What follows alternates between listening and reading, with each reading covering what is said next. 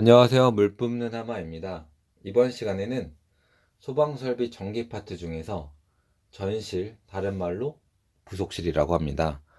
전실 제원설비 가닥수에 대해서 공부해 보도록 하겠습니다. 음, 제원설비는 크게 두 가지로 나눠지는데요. 첫 번째는 전실 제원설비고요. 두 번째는 거실 제원설비입니다. 그래서 이번 시간에 먼저 전실 제원설비 가닥수를 공부할 거고요. 다음 시간에 거실 제원설비 가닥수에 대해서 공부해 보도록 하겠습니다. 가닥수에 대해서 공부하기 전에 먼저 전실 제원설비의 제원 방식과 작동 순서에 대해서 알아보도록 하겠습니다. 그 이유는 제원 방식과 작동 순서를 알면은 가닥수 구하는 문제는 1분도 안 걸립니다. 먼저 제원 방식입니다. 제가 그림을 그려놨는데 가운데 전실이 있고요. 왼쪽에 특별 피난 계단이 있습니다. 그리고 오른쪽에 통로가 있습니다. 즉 통로에 불이 나면은 제실에 있는 사람은 전시를 통해서 특별 피난 계단을 거쳐서 옥외로 대피하게 됩니다. 건축법상에서 특별 피난 계단이 설치된 경우에는 반드시 인접한 실에 전실이 있어야 하는 거 다들 아시죠? 그러면은 제어 방식을 알아보기 위해 저희가 먼저 가정을 한번 해보겠습니다. 어떤 가정이냐면 먼저 통로에 화재가 발생했다. 통로에 화재가 발생하면 뭐가 발생하죠? 연기가 발생하죠. 그래서 통로에는 연기를 배출하기 위한 배기 설비가 필요합니다. 그리고 왼쪽에 있는 전실에는 어떤 설비가 필요할까요? 급기 설비가 필요한데 급기 설비가 뭐죠? 옥외로부터 공기를 공급하는 설비인 급기 설비가 필요합니다. 그 이유는 전실의 기압을 상승시켜서 전실에 연기가 침투하는 것을 방지하기 위함이 목적이 있습니다. 즉 무슨 말이냐면은 여기 압력을 높이고 통로는 어떻게 돼요? 공기가 배출되니까 압력이 낮아지겠죠. 압력이 높은 곳에서 낮은 곳으로는 이동할 수 있지만 낮은 곳에서 높은 곳으로 연기나 공기가 이동할 수 없어요. 즉 여기 압력을 높여서 이쪽에 있는 연기가 이쪽으로 넘어오지 못하게 하기 위함입니다. 그래서 전실에 기압을 상승시켜서 전실로 통로에 있는 연기가 침투하지 못하게 하기 위해서 전실에 급기 설비를 설치하는 겁니다. 그리고 여기서 가장 중요한 게 하나 있는데 전실의 급기 설비와 통로의 배기 설비는 동시에 작동하게 됩니다. 무슨 말이냐면은 연기를 먼저 배출시키고 나서 전실에 공기를 공급하는 급기 설비가 작동하는 게 아니라 연기 배출의 배기 설비와 공기 공급의 급기 설비는 동시에 작동하게 됩니다. 이게 키포인트예요. 그러니까 배기 설비와 급기 설비가 동시에 작동하는 게 전실 제원 설비의 키포인트입니다. 이거 꼭 기억하세요. 그 다음에 작동 순서를 보면은 통로에 화재가 발생하면은 연기 감지기가 작동을 해서 제어반에서 화재를 인지해서 급배기 댐퍼를 개방시킵니다.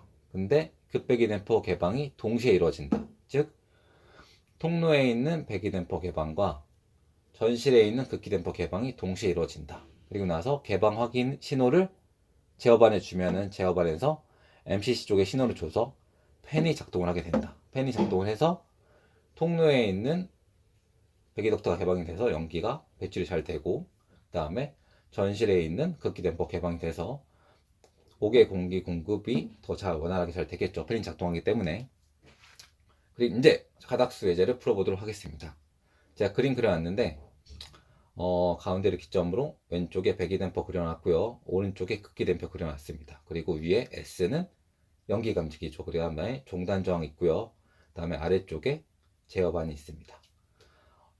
시험에 가장 많이 나오는 출제되는 부분이 이 제어반 쪽에 있는 가닥수 물어보는 문제랑 배기 댐퍼 쪽 또는 급기 댐퍼 쪽에 가닥수 구하는 문제가 많이 나와서 제가 대표적으로 1번 에리어 1번 쪽과 2번 쪽의 가닥수 구하는 문제를 같이 풀어보도록 하겠습니다.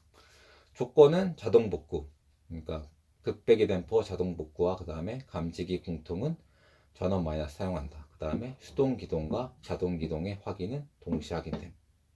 이렇게 조건을 적어놨습니다. 먼저 1번 쪽, 그러니까 제어반 쪽의 가닥수는 6가닥입니다. 왜 6가닥이냐면은 이제 알아볼게요.